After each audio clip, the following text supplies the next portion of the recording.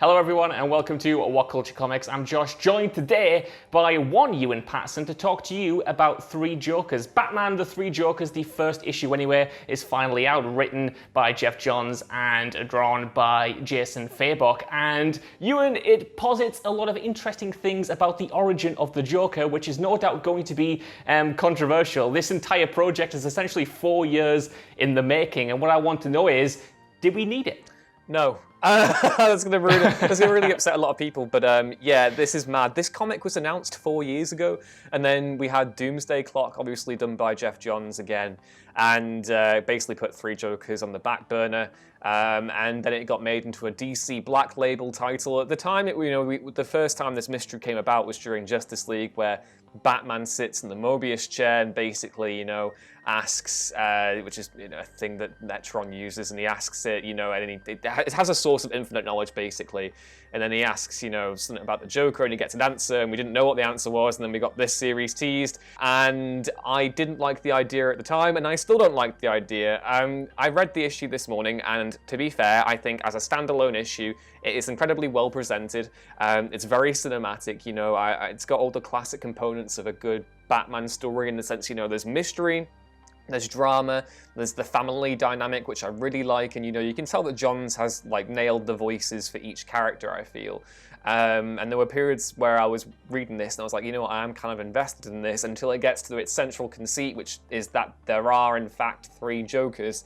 And I just don't think it's a compelling drive. And the main thing for me with this, Josh, is that it's articulating an idea that we've seen other writers mess around with before, but better. So, with the Joker, the whole thing is that over the years, he's basically reinvented himself. And different writers over the years have come up with their own explanations as to why that is. There's a reason why the Joker of the Silver Age differs so much from the Joker of the Bronze Age, and why the Joker of the Bronze Age differs so differently from the Joker of the Modern Age. And the way Grant Morrison did it during his run on Batman was posit the theory that the Joker isn't actually insane, but that he's hyper sane. He is so sane that he is able to reinvent his personality on the fly and basically do it that way.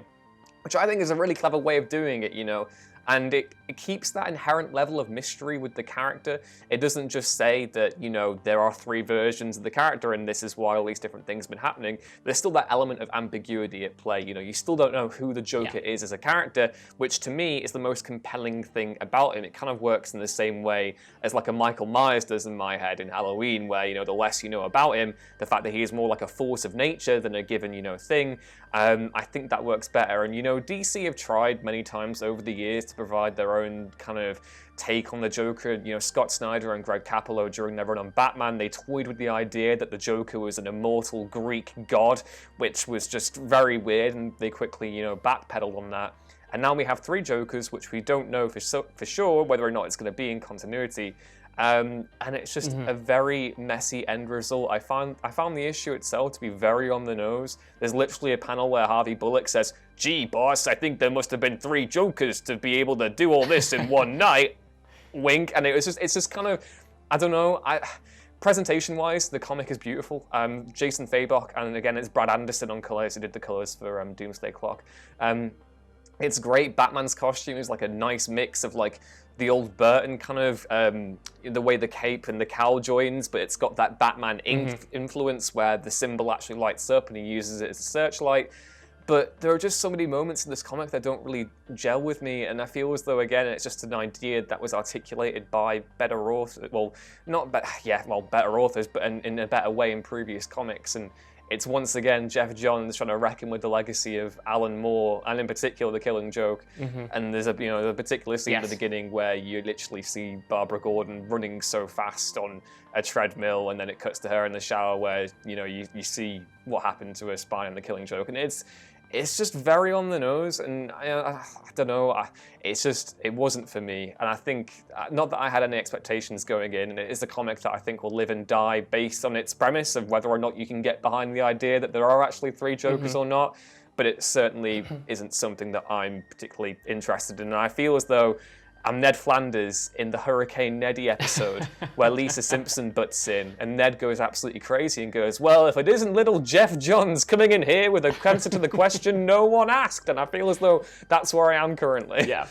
Well, see, I want to stress I haven't read it yet, but I'm deeply interested by it because I always am when it comes to books like this that, like you said, reckon with legacy and directly reckon with, different incarnations of a character and kind of make that canon in the text. But yeah, when it comes to, Joker origin stories, there have been so many and there have been so many kind of fascinating ambiguities that come with them. But the worry that I have, going into this entire series is whether this is going to be, like you said, an in-continuity stamp because it's kind of unclear at the moment, and kind of how it reckons with everywhere I've been, everywhere I've looked so far when it comes to like this comic series. It always, seemingly in the first sentence of something, calls back to the Killing Joke. The Killing Joke was 30 years ago. The Killing Joke ultimately kind of shifted what you thought you knew about the Joker, and I feel like when it comes to the marketing at the very least, even if this doesn't come out in the text, it does seem like you said, Geoff Johns is reckoning again with Alan Moore, the stamp that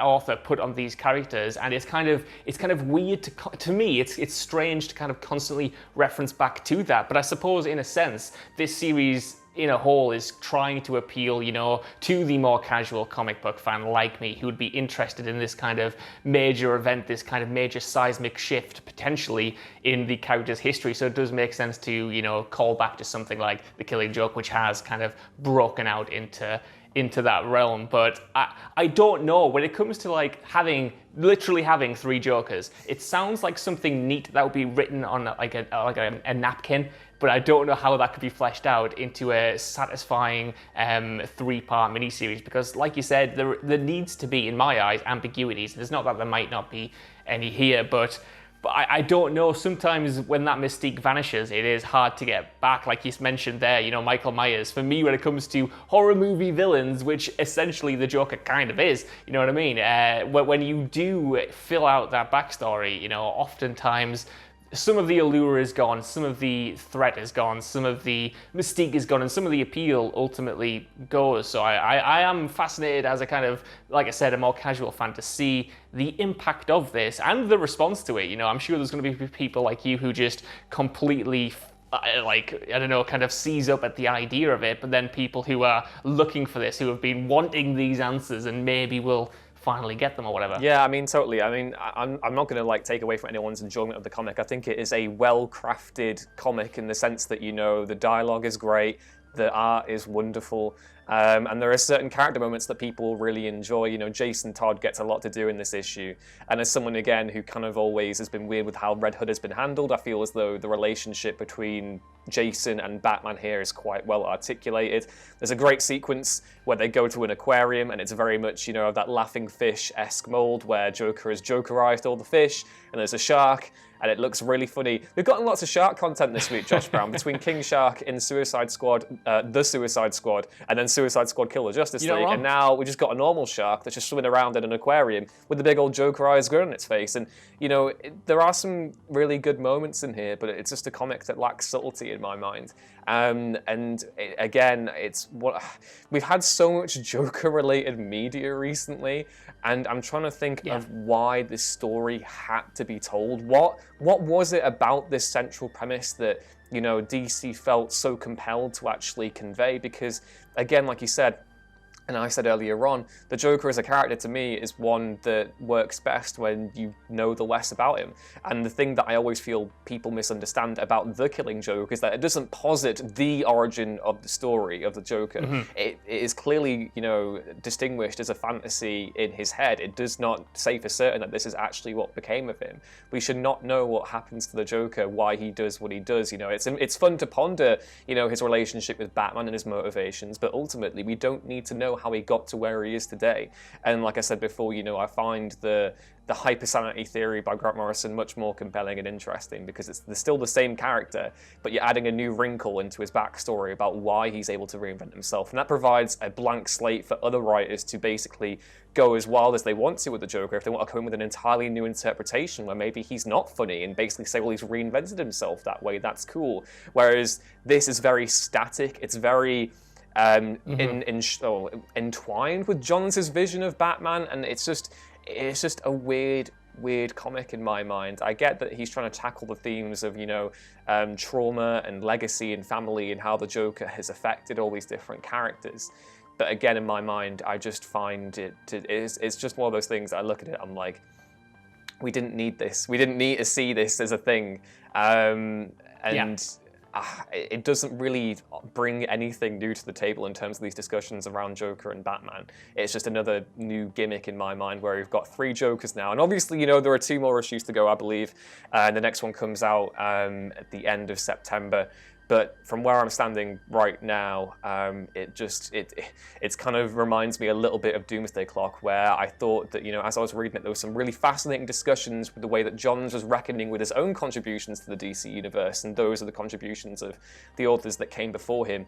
But with Batman specifically, given Johns hasn't had that much of a history with the character, it is a little bit weird. It's funny you should refer to it as a kind of gimmick, like you said there, because I think it does have the potential to go down that route. And like I said before, one of the most interesting implications to me is how embraced this comic does become in like the wider continuity and stuff. I'm personally here for, like you mentioned there, the explorations of trauma and the effect that the Joker's actions, or the Joker's actions, have had on, you know, Batman, but also the rest of the Bat family and the civilians kind of like caught in the act. That kind of emotional hook is what I'm eager to dive into in this issue and the rest of the 3. And it's kind of like the whole point. The point of there being 3 Jokers is something that I am umming and ahhing on, but it does sound like a comic filled with kind of like highs and lows and a lot of potential, but a lot of scope for that potential to go wrong. But I want to know what you guys think down in the comments below. Have you read the first issue? And if so, what do you think? And are you looking forward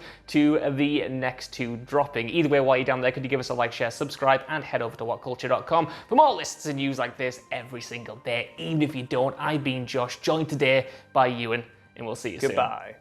Bye.